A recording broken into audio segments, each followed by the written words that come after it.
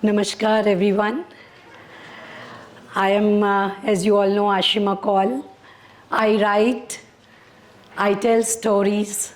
Jammu Kashmir, my Janam and Karam Bhumi. I'm here to share my story so that some of you, maybe few of you or perhaps all of you are inspired because the world today needs more healers, therapists, counselors, educators. Let me begin how it all started for me in 1997. I was based in Delhi, freelancing as a journalist and was a homemaker. The story. I was shocked to see that story.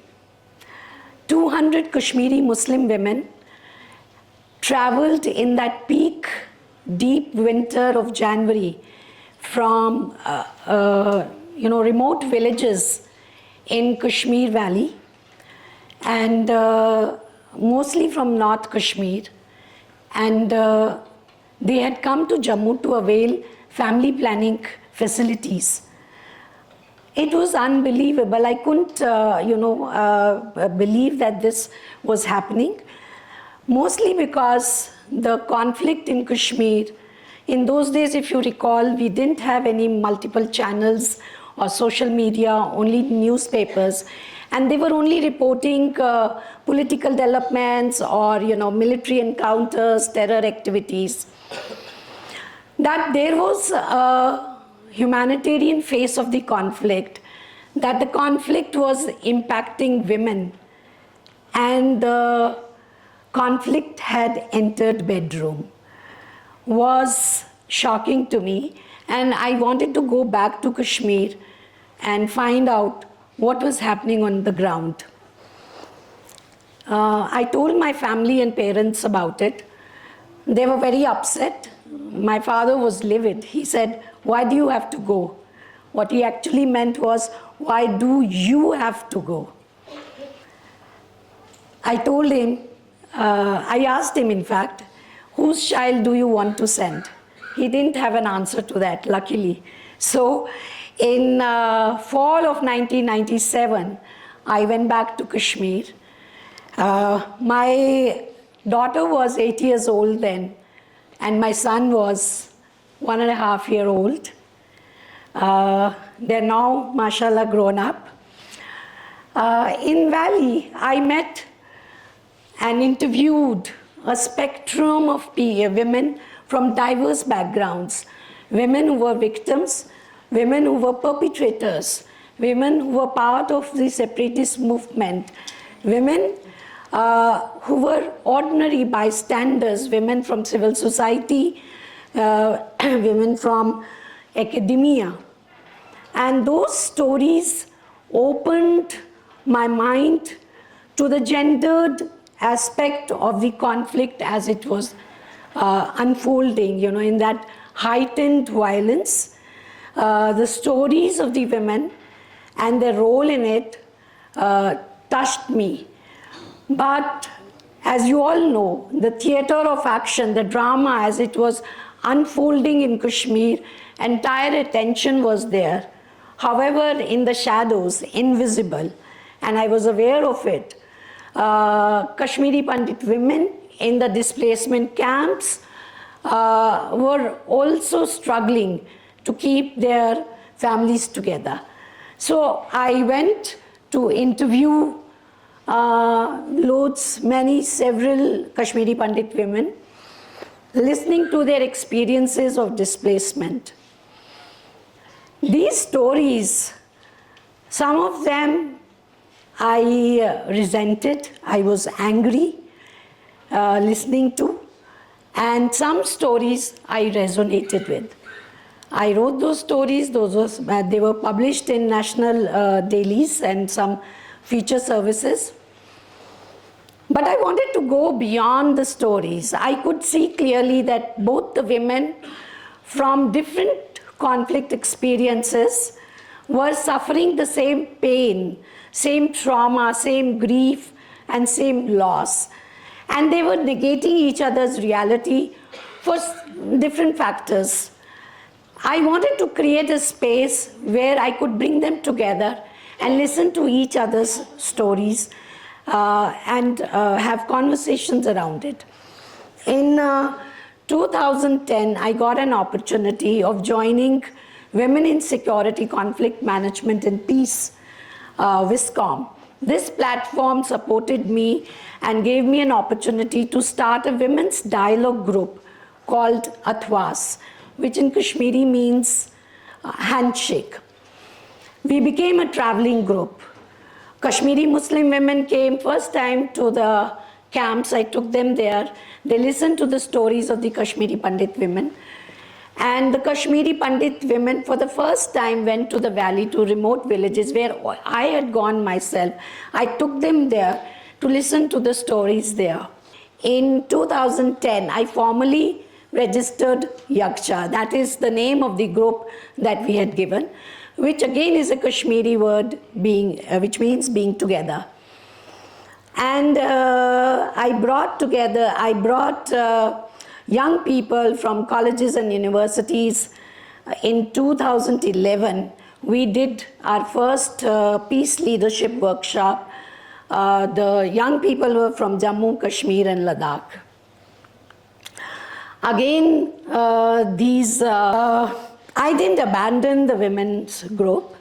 When abrogation happened in those very difficult times, started to work with women artisans in Jammu and Kashmir. We work with women artisans from Basoli, from Kashmir, and from Jammu, Jakti camp. Particularly in Jakti camp, the women have new design innovation, product innovation, and connecting them to new markets. The idea is that they built their own entrepreneurial units, businesses, and to promote the idea of women-led development and sustainable development goals. You know, it's so difficult to compress 25 years of your journey in 20 minutes. But what I want to share with you from this journey is that when I went back to Kashmir, I was in fear. But that fear was about being physically harmed. Later during the journey, I realized that there is a greater fear than being harmed, and that is the fear of letting go. Letting go of your presumptions, assumptions, prejudices, biases, your anger, your hurt. Experiences are real. So is the memory of that experience. But when you change your perception about that experience, it changes the whole meaning of it for you. And when I did that, for that you have to turn your gaze inwards and travel to the center of your heart, travel to where that hurt is, travel to where that prejudice is coming from. It's not easy, because something starts crumbling inside you and you get scared. But that's the beauty of it, because in that dismantling emerges the new you, the real you, the authentic you. And that's what this journey is all about. And that's what true leadership is all about.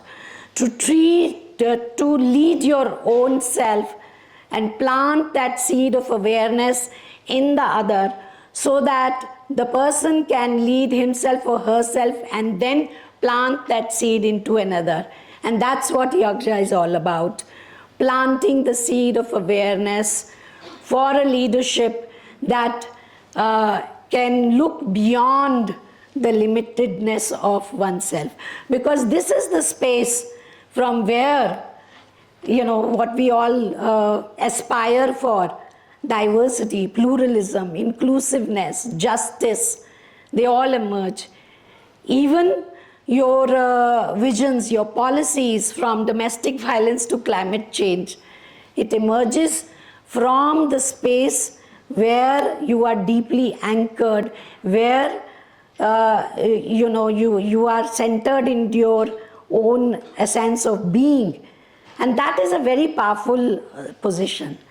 That is a very powerful space, because you become aware of your trigger, and nobody from outside, external provocations can move you, touch you.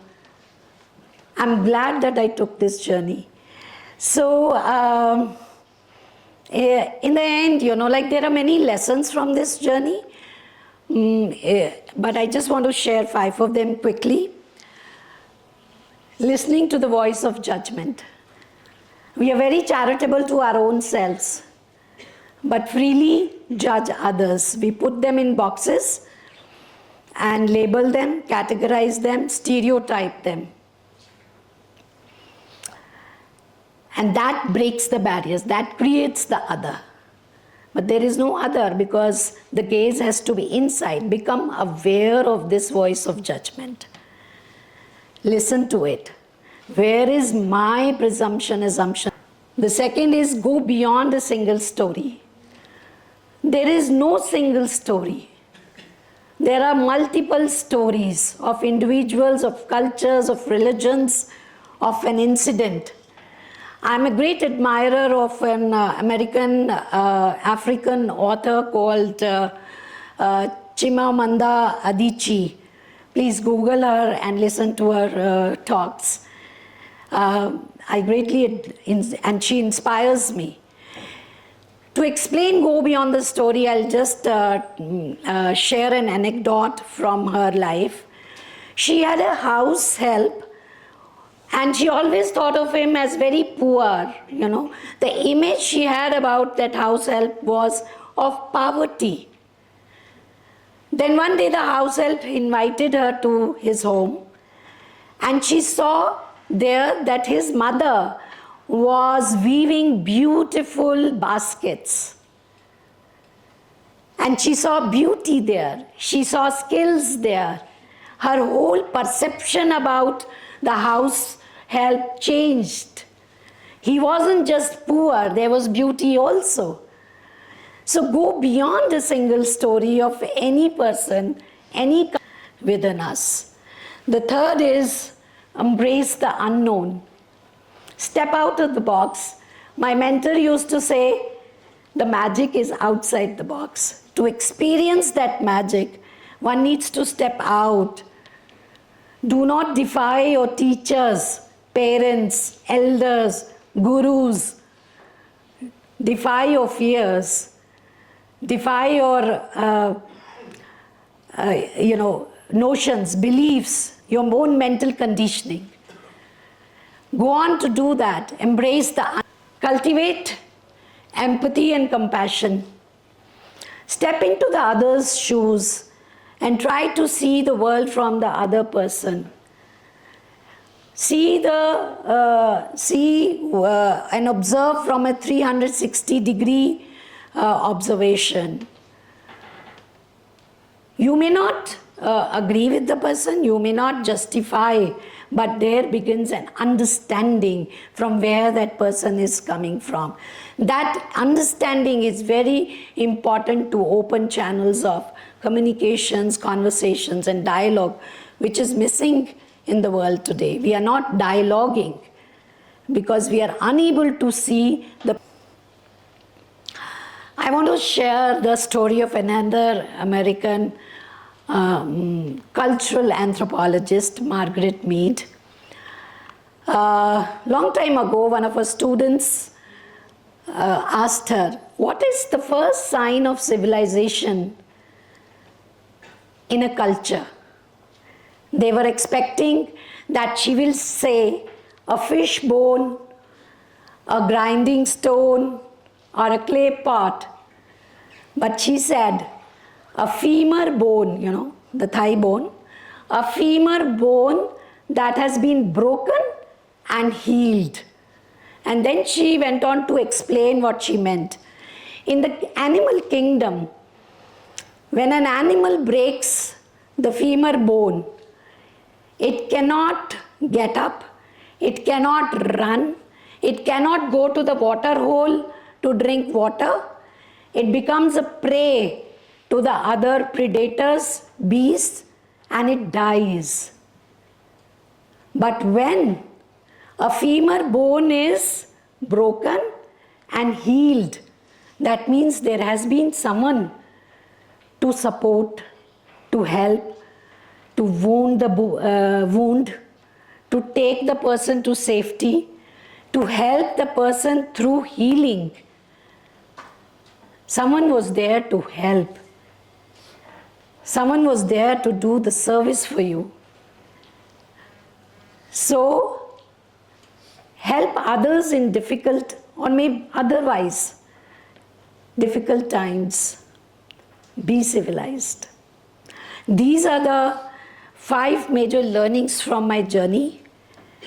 I've given my life for the service of young people, women, for my land, and most importantly, service to myself. This whole journey from self, small s, to self, capital S, has been one of great endearment. I'll end this talk with an anecdote from Buddha's tales. You know, once Buddha was sitting with his disciples and the Sangha. One of the disciples wanted to prove him wrong. And he said, how do I do that? So he thought of it and he said to himself that he'll take a butterfly in his hand and go to the Buddha and ask the Buddha whether the butterfly is dead or alive. If the Buddha will say that the butterfly is dead, he will release the butterfly and prove Buddha wrong. And when the Buddha will say that the butterfly is alive, he will crush the butterfly and again prove him wrong. So he took a butterfly, went to Buddha and asked him, Buddha, is the butterfly dead or alive? Buddha smiled and he said, it's all up to you. So I'll end my talk that the path you choose, the choices you make is all up to you. Thank you very much.